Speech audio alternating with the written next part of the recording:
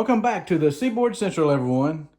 Today we're going to talk about developing an operating plan for the Seaboard Central. So here's the overall track plan for the concept of the new Seaboard Central, and it basically takes up 4 rooms. So the first room is my workshop area, which includes a portion of the Gadsden Yard along with the ADM ethanol plant. The next room is right here is what I call the Helix room. And then we have a larger room here, which will be made up of the Carrollton, Georgia area. And then the last room over here with a long peninsula will be made up of the town of Sonoya. Now the way the track is laid out is it goes underneath this portion of the layout will be a staging yard, which will tie in right here and come back out this wall into Gadsden Yard. And this staging yard will represent Macon, Georgia, along with some interchange tracks with Norfolk Southern. So I'm dividing this layout into 3 different phases, with this portion representing phase 1, and this portion in Carrollton, phase 2, and finally phase 3 will be the Sonoya section. So let's look at a more detailed drawing for phase 1.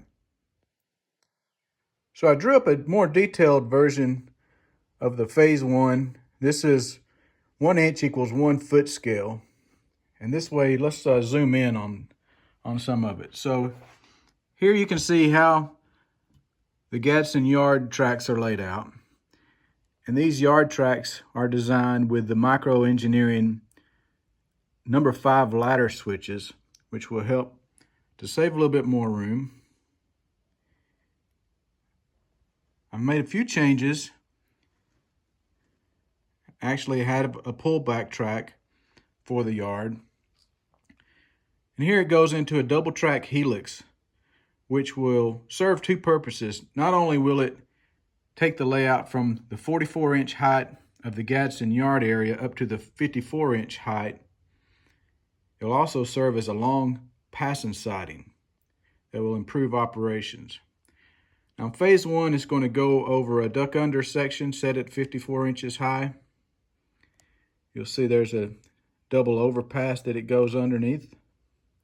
In this corner is going to be National Cement that'll load out cement hoppers. Then it goes into Raglan Yard from Raglan, Alabama. It's got a main line, 2 yard tracks, and a passing siding. It'll come around here, and the track will end. There'll be an overpass to disguise the end of the track. It'll go over a small bridge that goes over Trout Creek. And then also, the track goes through the wall into the ADM ethanol facility. So to operate phase 1 of the Seaboard Central, it can take anywhere from I can operate it by myself to about 4 people is about right. Anywhere, ideally 2 to 4 people can operate the layout. And here's the trains that are planned for phase 1. Have 6 of them. First one is the first shift Gadsden Yard job, Y81. Y81 basically just classifies and builds 2 outbound trains out in the yard. The first train Y81 builds is called T83, which moves cars from the Gadsden Yard up the Helix and into the yard tracks at Raglan. And it'll bring a truck of cars back to Gadsden Yard. So it basically just makes a turn. The second train that it builds is L85, which is the Raglan local. And it'll leave the yard, go up the Helix, and it's responsible for working the National Cement plant and also dropping off cars at ADM ethanol and working the tank track at ADM ethanol. Next train on the list is Gadsden second shift yard job. The Gadsden second shift yard job also classifies inbound cars, and it works the USG plant, US gypsum plant, and also it works the rip track in the yard. A couple more trains that aren't Seaboard Central trains have an NS transfer job that comes off of these two tracks here. These are NS tracks. They'll work their way through Atala, through this, and shove cars off in the yard, pick a block of cars up, and then go back to their staging.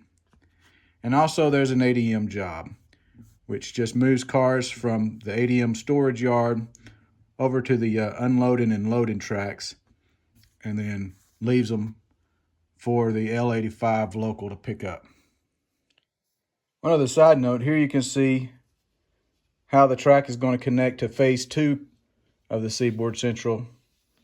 And if you remember from the old layout, this is the old Argos cement plant that will be in this location right here. And then it'll go around. There'll be a new industry. It'll be called Southeastern Mills that will receive inbound cars of wheat and make flour. So for the rest of this year, my goal is to finish out this area all the way up to here to include the National Cement portion. So that's what I'm working towards this year.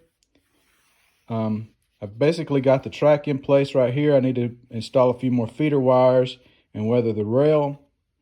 And then I'll start working on this section right here. I do need to finish completing the buildings for ADM. And I've got some more locomotives and cars to do. So here's some bonus footage. These are a couple of the modules that I've already started working on for the Gadsden Yard area. And this will help me speed up the process. Gadsden Yard is exactly 32 inches wide. I've got one section that's 8 feet long and one section that's about 6 feet long. I did a test mock-up to see how these microengineering ladder code 70 ladder system number 5 turnouts will work, and they're looking good.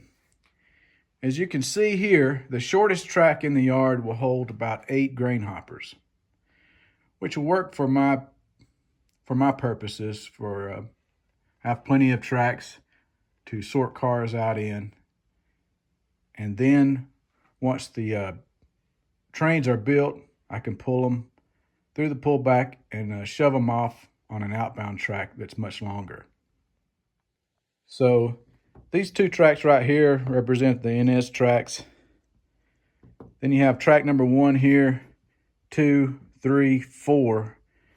And these 4 tracks actually will work their way into underneath the phase 2 and phase 3, come out at phase 3, represent staging.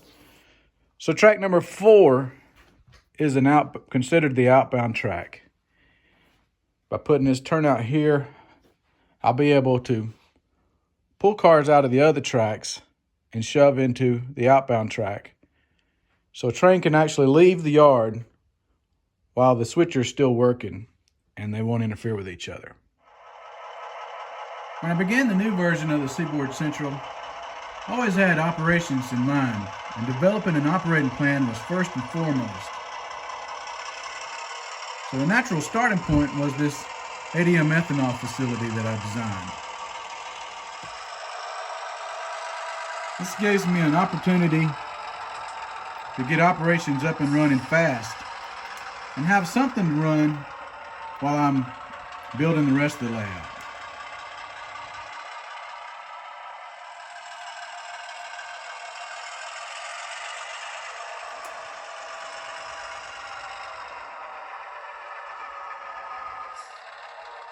So I hope you've enjoyed this episode of the Seaboard Central.